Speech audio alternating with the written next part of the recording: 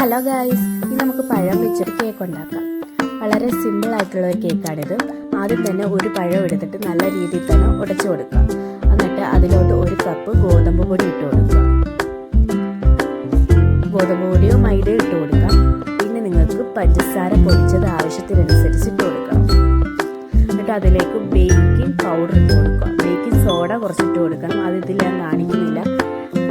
എന്നിട്ട് ഒരു നുള്ളു ഉപ്പിടണം. നല്ല രീതിയിൽ തന്നെ മിക്സ് ചെയ്യണം.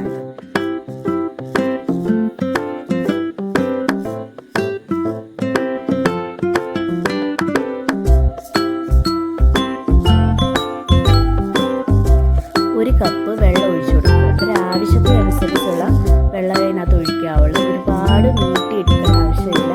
ഒന്ന് കുറുക്ക് പരുവത്തിൽ ആക്കി കൊടുക്കുക.